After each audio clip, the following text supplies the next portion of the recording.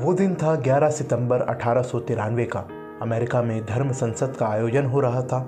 अलग अलग देशों से आए हुए लोग धर्म के प्रचार प्रसार और दुनिया में घट रही धार्मिक गतिविधियों पर मंथन कर रहे थे। तभी एक दुबले पतले मगर गठीले तन का नौजवान उठ खड़ा हुआ। उम्र तकरीबन 30 साल। सब टकटकी लगाए उसकी ओर ताकने लगे और फिर जो उसने बोला वो अमर हो गया। उसने कहा कि उसे गर्व है कि वो एक ऐसे धर्म से आता है जिसने दुनिया को सहनशीलता और सार्वभौमिक स्वीकृति यानी यूनिवर्सल एक्सेप्टेंस का पाठ पढ़ाया है। जहाँ से वो आता है वहाँ के लोग सिर्फ सार्वभौमिक सहनशीलता में ही विश्वास नहीं रखते, बल्कि विश्व के सभी धर्मों को सत्य के रूप में स्वीकार करते हैं। एक स्वर में बजती तालियों की गड़गड़ाहट के बीच वो नौजवान अपनी मंद मुस्कान और सौम्य आवाज़ से बोल रहा था, लेकिन उसके लफ्ज़ों में करुणा के साथ साथ एक ऐसी ऊर्जा थी जिसने वहाँ बैठे हर शख्स का मन मोह लिया था। वो 30 साल के नौजवान थे। 19वीं सदी के भारतीय रहस्यवादी रामकृष्ण परमहंस के प्रमुख शिष्य और वेदांत और योग के भारतीय दर्शन को पश्चिमी दुनिया में लाने में अपना अहम योगदान देने वाले स्वामी विवेकानंद।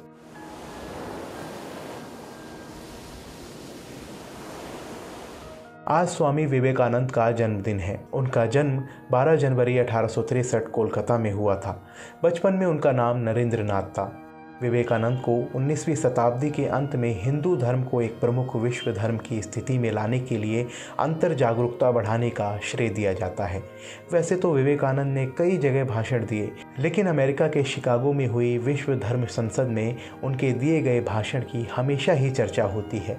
चलिए आपको बताते हैं उन्होंने क्या कहा था। अमेरिका के शिकागो में हुई विश्व धर्म संसद को संबोधित करते हुए वो बोले, अमेरिकी भाइयों और बहनों, आपके इस स्नेहपूर्ण और ज़ोरदार स्वागत से मेरा हृदय अपार हर्ष से भर गया है। मैं आपको दुनिया के सबसे पौराणिक भिक्षुओं की तरफ से धन्यवाद देता हूँ।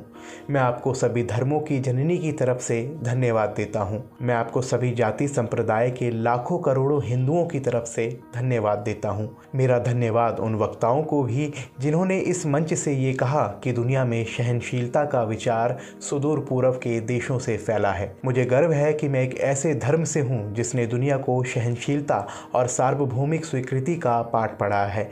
हम सिर्फ सार्वभौमिक सहनशीलता में ही विश्वास नहीं रखते, बल्कि हम विश्व के सभी धर्मों को सत्य के रूप में स्वीकार करते हैं। मुझे गर्व है कि मैं एक ऐसे देश से हूँ जिसने इस धरती के सभी देशों के सताए गए लोगों को शरण दी है।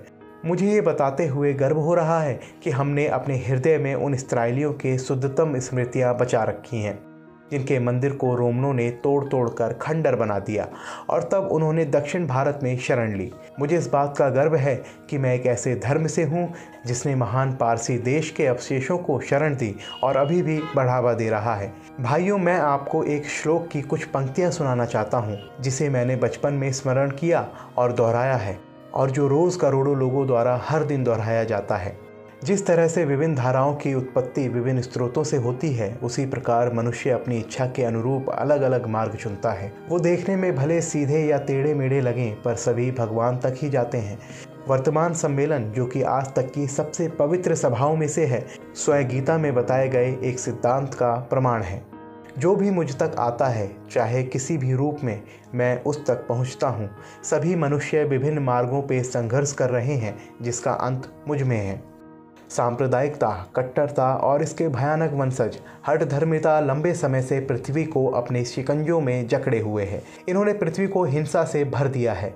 कितनी बार ही ये धरती खून से लाल हुई है, कितनी ही सभ्यताओं का विनाश हुआ है और कितने देश नष्ट हुए हैं। अगर ये भयानक राक्षस नहीं होते तो आज मानव समाज कहीं ज़्यादा उन्नत होता, लेकिन अब उनका समय पूरा हो चुका है। मुझे पूरी उम्मीद है कि आज इस सम्मेलन का शंखनाद सभी हठ धर्मिता, हर तरह के कलेश, चाहे वो तलवार से हों या कलम से, और हर एक मनुष्य जो एक ही लक्ष्य की तरफ बढ़ रहे हैं के बीच की दुर्भावनाओं का विनाश करेगा।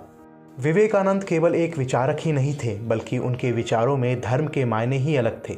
आज शायद हम उनकी कही हुई बातों को भूलते जा रहे हैं, लेकिन आज भी ये बात प्रगाढ़ सत्य है कि अगर हमें दुनिया में फैले वैमनस्य को जड़ से ख़त्म करना है तो उनकी कही बातों पर अमल करना होगा।